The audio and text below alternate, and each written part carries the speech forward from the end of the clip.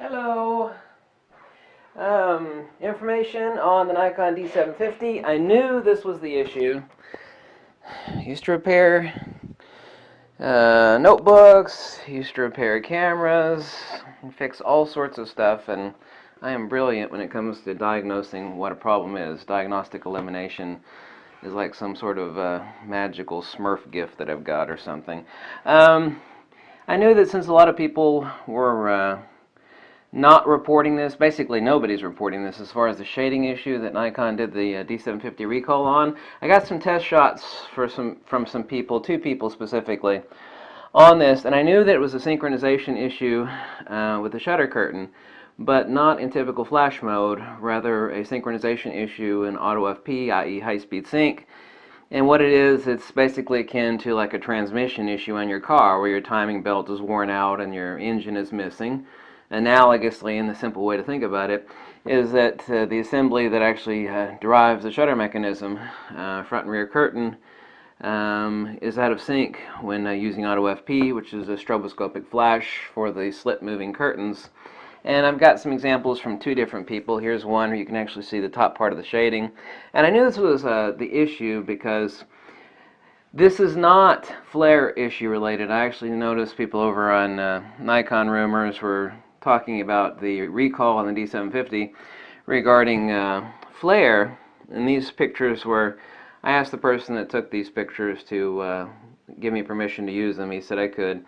But this is not flare issue related on the D750, which had to do with angle of incidence reflecting off the autofocus bay inside the base of the bottom of the light box behind the reflex mirror. That is something totally separate. This is something wholly different. So a lot of people are thinking that this D750 issue is basically unresolved from so Nikon specifically called this a shading issue, not a flare issue, okay? And even the people over on Nikon Rumors, you know, bless their heart, they don't have this information correctly. So this is a totally different issue related to the D750 and the service advisory warning that was issued yesterday by Nikon. As you can see here, here's a bad example someone did. He did these at 1/1000th of a second, 1/1250th of a second, auto FP, high-speed sync. And here you can see the curtain blocking the light. He showed some normal shots that occurred between this. So the reason that people, and I knew this was the reason why, because basically nobody's reporting shading issues. And a lot of people are saying, well, I've had this, mine is affected, but mine is also affected, by the way. But I'm not sending it back, and I'll tell you why in a second. But a lot of people have said, well, I entered my serial number and it said to send it back. Mine is affected. Well, but I've never seen this issue, this shading issue that Nikon's talking about. And the reason for that is that most people are not shooting in high-speed sync. It's just the case. I mean, a very, very, very small percentage of people ever shoot in high-speed sync. And if yours is affected, then what you should do is hopefully have a Nikon Speedlight that's capable of high-speed sync, like the SB910 here, or 900, or 800, and test it. But this is the reason why all these cameras out there are, you know, people are, oh, it's working fine for me. It's like, well, you're not using it in the way that the effect is having an issue. I tested mine extensively. It's not showing any FX and high-speed sync after much testing, but I knew this was the issue because the only way, you know, diagnostically as far as elimination, that the shading issue would be so dominant because Nikon did basically a massive service advisory on an enormous number of D750s, is if it is something that people don't normally use. And what it is a synchronization issue in high-speed sync. You know, above normal flash use parameters at 1/250th of a second, etc. And so that's what it is. And like I said, the simple analogy is that that shutter assembly has basically a transmission, if you will. And it's not exactly a transmission, but analogously, it's like the transmission on your car. And if it's out of sync, then it causes the motor to miss. And what it's doing is it's causing the shutter assembly to miss in high-speed sync.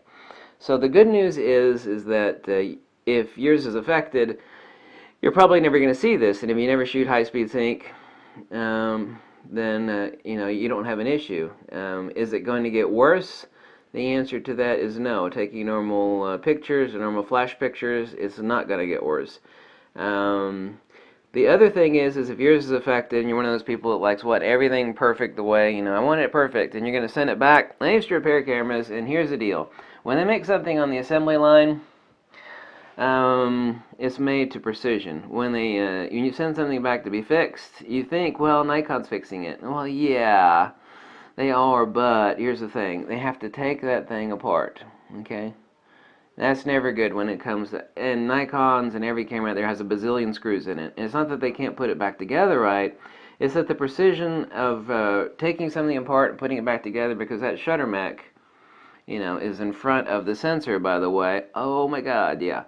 And the way it's actually reassembled, I'm just going to state this as a fact. You don't want someone taking something that precise that is made very, very, very precisely on the manufacturing floor to be taken apart, replaced in assembly, and then put back together.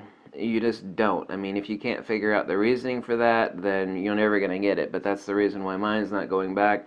Mine doesn't show affect, but I've got like 9 other Nikon DSLRs. If mine eventually develops that defect, I'm still not worried about it, because I really don't shoot high-speed sync on my D750.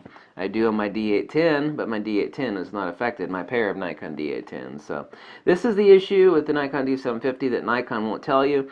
They're calling it a shading issue, but what it is a shutter curtain synchronization issue in high-speed sync, and this is basically why nobody's reporting it. I knew a few people were, and like I said, I had a couple of people send me some test shots, and it's exactly what I thought. It's exactly what I knew it was.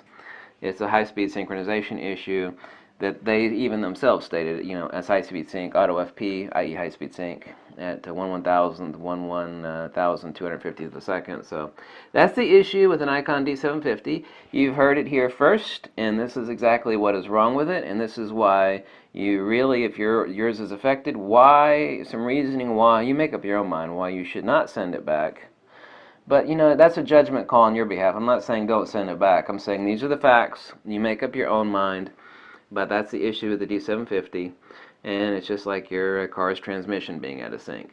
And the question is, how many of you are shooting, high-speed sync? And the answer is, the number of people that own the Nikon D750 that are shooting high-speed sync is like, I don't know, maybe 1/100th of 1% or something like that. So that's the good news, right? Okay, so the news isn't as bad as you think, but it is definitely not the same as the D750 recall before. Like, nobody wants a recall, period, right?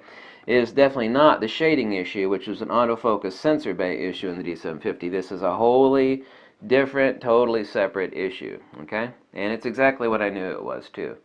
My deductive powers are still very, very strong. Thank you for watching, and I hope I could enlighten you, because knowledge is power. Science, bitch! Thanks for watching. Boy. By the way, this is being filmed on the Nikon D750 right now. Thank you. Bye. Where's my Fuji at? No, just kidding.